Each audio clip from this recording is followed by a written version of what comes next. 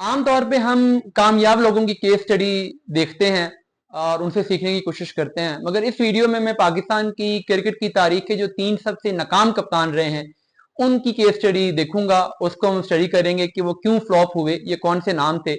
इनमें से जो पहला नाम है वो वकार यूनिस हैं। वकार यूनिस ने 2001 में पाकिस्तान क्रिकेट टीम की कप्तानी संभाली, 2003 तक वो कप्तान रहे।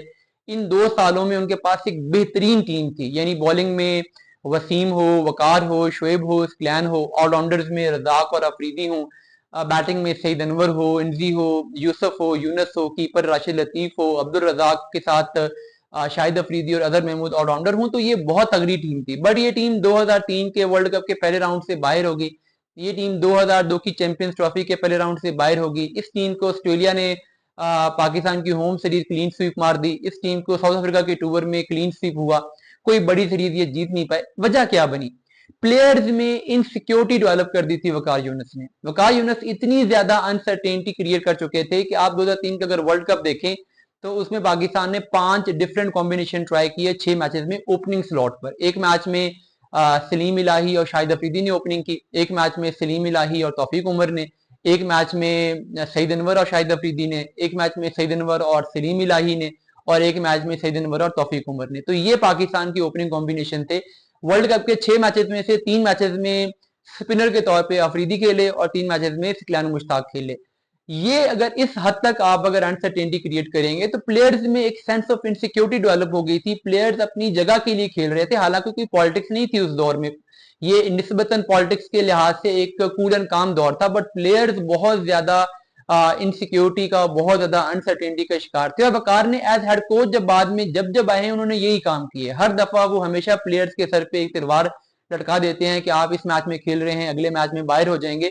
2010 में रजाक ने जिस मैच में 100 स्कोर की थी, एक बड़ी मशहूर जमाना 100, उस मैच से पहले भी वकार ने रजाक से ये कहा था कि ये आपका आखिरी मैच हो सकता है। तो इस हद तक प्लेयर्स के सर पे प्रेशर वो डालते रहते थे। इस वजह से वो हमेशा एक नाकाम कप्तान साबित हुए, नाकाम कोच साबित हुए। जो दूसरा नाम इस लिस्ट में है वो शाहिद अफरीदी का है। शाहिद अफरीदी भी बड़े प्लेयर थे, वकार यूनिस भी बड़े प्लेयर थे, कोई शक नहीं है, बट मैं सिर्फ कप्तानी की बात कर रहा हूँ।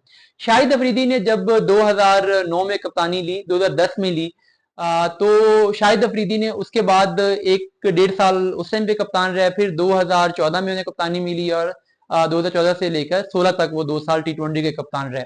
इन दोनों टेन्योर्स में उन्होंने एक वनडे वर्ल्ड कप में कप्तानी की, 2 T20 वर्ल्ड कप्स में कप्तानी की। इसके अलावा उन्होंने एशिया कप में भी कप्तानी की 2 दफा, एक दफा वनडे एशिया कप में और एक दफा T20 एशिया कप में। तो इन 5 ICC इवेंट्स में शाहिद अफरीदी पाकिस्तान को कोई टूर्नामेंट जितवा नहीं सके। पाकिस्तान की कारकर्दगी ये रही कि पाकिस्तान दोनों दफा एशिया कप के पहले राउंड से बाहर हुआ, T20 वर्ल्ड कप में भी एक दफा पहले राउंड से बाहर हुआ, और 2 टूर्नामेंट में पाकिस्तान ने कुल मिला के सेमीफाइनल खेला। तो इस परफॉर्मेंस के अलावा भी शाहिद अफरीदी की जो सीरीज में परफॉर्मेंस थी वो भी कोई खास नहीं थी। विन लॉस रेशो उनकी बहुत बुरी है। शाहिद अफरीदी की बुरी कप्तानी के पीछे जो वजह थी वो शाहिद अफरीदी का टेम्परामेंट था। टेम्परामेंट ये नहीं कि कोई प्लेयर्स पे चीखते चलाते थे, बल्कि टेम्परामेंट ये कि वो प्लानिंग नहीं करते। उनकी पर्सनैलिटी में ये चीज है ही नहीं कि वो 2 घंटे बैठ जाएं, चीजों को एनालाइज कर लें, चीजों को समझ लें, प्लान कर लें, प्लेयर्स के साथ बैठ के, कोच के साथ बैठ के कोई प्लानिंग करें, कोई स्ट्रेटजी डेवलप करें, कोई मुखालिफ टीम के वीक पॉइंट्स पे देखें, अपने रिसोर्सेज को कैसे इस्तेमाल करना है इस चीज पे देखें। ये चीजें उनमें नहीं है, और यही वजह है कि वो बस उनकी कप्तानी ये थी कि जो एट द स्पॉट वे में बात आ गई वो कर दो।